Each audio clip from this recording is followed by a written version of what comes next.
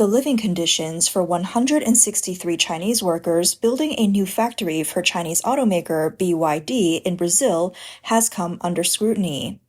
Their dormitories were overcrowded and chaotic, with sinks filled with dirty water and food comparable to pig feed. On December 23, Bahia State's Labor Department revealed these details during a press conference, describing the worker situation as slave-like conditions.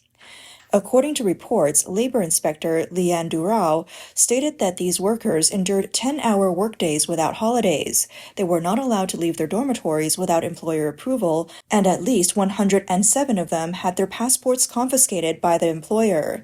Many workers only received 40% of their wages, with the rest withheld. Additionally, the company imposed heavy fines for resignations, effectively ceasing all their earnings through penalties.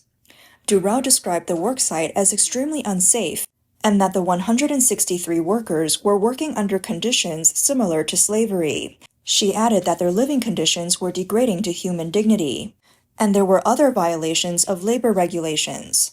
Despite these findings, the Brazilian government has not yet issued penalties against the factory. The BYD factory, located in Camaçari in Bahia state, faced further criticism from prosecutors. Workers were housed in 4 dormitories, with some sleeping on beds without mattresses and 31 people sharing a single bathroom. They were required to wake up at 4 a.m. to avoid delays for their 5:30 a.m. shifts, and they had to drink tap water. Inspectors described the living conditions as shocking and precarious, prompting the suspension of the factory's construction project. In response, BYD announced that it had terminated its relationship with a subcontractor, Goldsmith Group Brazil, and reiterated its commitment to fully complying with Brazilian regulations. The news has drawn global attention to issues of forced labor in China and tarnished the reputation of BYD, a leading Chinese electric vehicle manufacturer. Critics have noted the irony of BYD's name, which stands for Build Your Dreams, contrasting sharply with the harsh realities faced by these workers. Some Chinese commentators have pointed out that such living conditions for construction workers are common in China and rarely seen as problematic. One netizen remarked humorously, "Chinese construction workers living in temporary shelters are deemed abused by Brazil, while this is a normal situation back home. Many workers in China don't even have such conditions, especially day laborers who sleep wherever they can. The funniest part is that even a relatively poor country like Brazil considers these conditions abusive, yet Chinese workers themselves seem unaware. It's both laughable and sad." Meanwhile, on December 26, Goldsmith Group's Brazilian subsidiary responded, claiming that the inspections were frequent and intensive, potentially leading to misunderstandings due to cultural differences and language barriers. They argued that the Labor Department's report contained inaccuracies and exaggerations and expressed a willingness to clarify the facts through media interviews. The company involved released a written statement signed and stamped by several workers, along with a video featuring some of their employees in Brazil. In the video, a worker representative read a prepared script in a hesitant manner, expressing the workers' collective views. On behalf of the Chinese employees working for Goldsmith Group in Brazil, I want to say that we are happy to be here in Camaçari, working on this project. During this time, we have followed the rules, worked hard, and hope to contribute to completing Brazil's largest renewable energy project. Recently, we've seen online reports accusing the company of enslaving workers, which are seriously inaccurate. Being labeled as slaves has deeply insulted our dignity and human rights. Now, due to inspections by the Labor Department, we've been told that Goldsmith is being forced to terminate our contracts and send us back to China. The claim that we are being sent back because the company mistreated us is shocking and incomprehensible, and it severely humiliates our dignity. The statement downplayed issues such as long working hours and poor living conditions, focusing instead on the perceived insult of being labeled as slaves. The workers insisted that the controversy arose from a misunderstanding. According to the statement, 107 employees had temporarily submitted their passports to the company for assistance in obtaining Brazilian identification documents. During a Labor Department inspection, these passports were found in a company cabinet. The labor inspectors allegedly misinterpreted this as evidence of passport confiscation and worker exploitation. The workers emphasized that their passports were only held temporarily for document processing and would be promptly returned. They also stated that the company never restricted their freedom of movement, paid their wages regularly, and provided benefits. They expressed their love of their jobs and willingness to continue working in Brazil. Despite these claims, the workers' statement avoided addressing the documented poor living conditions disclosed by Brazilian authorities. Observers suspect that the workers' responses were orchestrated by BYD and Goldsmith, given the lack of freedom they likely have in speaking out. Many speculate that the workers might be playing along in hopes of recovering withheld wages. One Chinese thinker, Hu Shi, promptly summarized such situations. "I thought they only lacked the right to speak, but I didn't realize they also lacked the right to remain silent." This sentiment resonates with some netizens who argue that mere sympathy for the vulnerable is not enough. There must also be action to dismantle oppressive power structures. After all, the fate of the powerless lies in the hands of the powerful, leaving little room for resistance or expression. The workers did not respond directly, but some netizens provided answers. It's the same as Chinese construction sites: temporary dorms, overcrowding, and terrible conditions. When there's trouble, they move the workers to hotels for show. The management certainly doesn't live there. Underneath the video, viewers pose direct questions about the workers' conditions, such as, "What are your living arrangements really like? How many hours do you work each week? How many people share a dorm room or a bathroom?" Others pointed out that Chinese construction workers often endure even worse conditions domestically. While 31 workers sharing a room might seem bad, many Chinese workers live in makeshift shacks, sometimes with over 100 people. Ironically, some might even envy those working in Brazil for their relatively better pay and conditions. On the other hand, for many workers, securing a job in Brazil was a much-desired opportunity. With China's real estate industry in prolonged stagnation and fewer active construction sites, many workers have struggled to find employment. Going to Brazil not only provided work, but likely offered higher wages than they could earn in China. Ironically, while the Brazilian Labor Department sees their actions as a rescue, these workers might feel more upset about losing a job opportunity. Some online commenters remarked that the working conditions were not as bad as portrayed, comparing them favorably to domestic construction sites in China. They argued that these workers are relatively fortunate in today's tough job market and urged the Brazilian authorities not to deport them. Following the controversy, Li Yunfei, BYD's general manager of branding and public relations, posted on Weibo, "When someone wants to frame you, they'll always find an excuse. This smear campaign is not just targeting BYD, but also Chinese brands, China itself, and Sino-Brazilian relations. It shows how external forces and some domestic media work together to spread slander." Li Yunfei's statement avoided addressing any specifics of the allegations and instead framed the issue as an attack on China.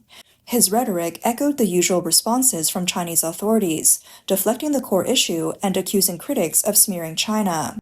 On December 25th, during a routine press conference, Chinese Foreign Ministry spokesperson Mao Ning commented, "The Chinese embassy and consulates in Brazil are communicating with the Brazilian authorities to verify the situation and handle it appropriately. I would like to stress that the Chinese government always places high importance on safeguarding workers' legal rights and requires Chinese companies to operate in compliance with laws and regulations." Critics pointed out the discrepancy between this statement and the reality in China. There, common work schedules include 996, working 9 a.m. to 9 p.m. 6 days a week, and 007, a 24/7 work culture. Many construction workers in China face poor living conditions, unpaid wages, and long battles for fair compensation. As of now, there hasn't been any further response from the Brazilian authorities. The potential implications of this labor exploitation scandal for Sino-Brazilian relations or BYD's operations remain uncertain. In recent years, trade between China and Brazil has grown significantly. According to China's customs data, trade between the two countries reached 1.14 trillion yuan in the first 10 months of 2023, a 9.9% year-over-year increase. Brazil has been China's top trade partner in Latin America for 15 consecutive years, while China remains Brazil's largest trading partner and export destination. Brazil is also BYD's largest overseas market, far surpassing other regions. In the first 11 months of 2024, BYD sold 66,700 vehicles in Brazil, marking a 290% year-over-year increase. For the first time, BYD entered Brazil's top 10 best-selling automotive brands. In October 2024, Folha de São Paulo ranked BYD as the most recognized electric vehicle brand in Brazil. A Morgan Stanley analysis revealed that Brazil accounts for 30 to 35% of BYD's total overseas sales. With a population of over 200 million and as the world's sixth-largest automotive market, BYD's EV penetration rate was only 3.3% in the first half of 2024. Over the past decade, Brazil has waived the 35% import tax on EVs and hybrids, making it a critical market for Chinese EV manufacturers amid rising protectionism in other major economies. This scandal could potentially disrupt BYD's operations and reputation in Brazil, a market it heavily depends on for global expansion. How the situation unfolds remains to be seen. BYD began exporting cars to Brazil in 2021, with exports increasing significantly last year. Through a strategy of offering lower prices than traditional gasoline-powered cars, BYD rapidly gained market share in Brazil. For example, its cheapest model cost only $19,100. According to data from the Brazilian Electric Vehicle Association, total sales of all types of new energy vehicles in Brazil nearly doubled in 2023 compared to the previous year. In February 2024, BYD partnered with Resembling, an energy company in Brazil that's owned by Shell. They established charging centers in 8 major Brazilian cities over the next 3 years. The partnership also aims to expand Brazil's public charging network, planning to install 600 new DC fast charging stations. As of May 2024, BYD's sales network in Brazil included 39 dealership groups, 100 operational stores, and 135 designated service outlets. BYD's low-price strategy has significantly impacted local Brazilian car manufacturers, forcing them to lower prices, some by as much as 30%. In response, Brazilian automakers lobbied the government to reintroduce import tariffs. With support from President Luiz Inácio Lula da Silva, the Brazilian government imposed a 10% import tariff on electric vehicles in early 2024, with plans to gradually raise it to 35% by mid-2026. BYD Brazil Senior Vice President Andre Baldi shared that BYD's competitive strategy had instilled fear among competitors, describing it as a race that has left rivals completely hopeless. To mitigate the impact of increasing tariffs, BYD has accelerated exports, rushing vehicles to Brazil before the tariff hike. By November 2024, reports indicated that 35,000 unsold EVs were stockpiled at Brazilian ports, equivalent to 4 months of inventory. By mid-December, this number had risen to over 70,000 vehicles, most of which were BYD models. This highlights that some of BYD's export figures are inflated, reflecting preemptive shipping rather than actual market demand. To offset the impact of rising tariffs, BYD has been ramping up local production. BYD established its first factory in São Paulo in 2015, producing electric bus chassis.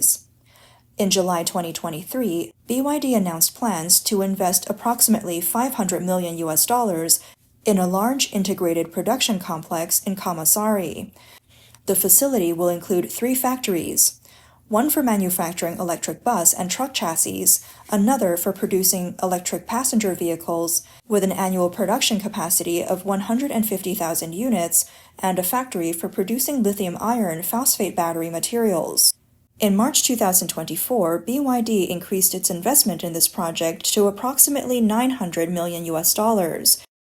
BYD plans to begin producing its first batch of electric vehicles in Brazil by March 2025, with an expected production capacity of 150,000 units by the end of 2025, increasing to 300,000 units by the end of 2026. This facility will become BYD's largest and most advanced electric vehicle production base outside China. Additionally, the cars produced in Brazil will supply the entire Latin American market. The Camaçari factory, now at the center of the controversy, is BYD's first electric vehicle assembly plant in Brazil and is reportedly near completion. To meet the goal of starting production by March 2025, the contractor, Goldsmith Group, recruited a large number of construction workers from China. Chinese workers are favored for their lower wages, willingness to work overtime for extra pay, ease of management, and lack of complaints despite exploitation. Reports suggest that BYD recently pressured its upstream suppliers to further reduce costs, demanding a 10% price cut effective January 1, 2025. Under this pressure, the contractor overseeing the construction of the Brazilian plant may have intensified its exploitation of workers to maintain profitability. However, the situation took an unexpected turn when local authorities intervened, uncovering the harsh conditions faced by the Chinese workers. What BYD likely did not anticipate is that these revelations could lead to widespread international criticism, with major outlets like Reuters and the BBC exposing the exploitation of workers by Chinese companies. It has been reported that BYD has since severed ties with the construction firm involved. However, the damage has already been done. Despite BYD's PR manager Li Yunfei's public claims that this incident is part of an orchestrated effort by foreign forces to smear Chinese brands, the facts laid bare in international media tell a different story. As Li himself noted, the truth is evident to all. BYD now faces the possibility of harsher penalties and reputational damage, casting a shadow over its future business operations in Brazil.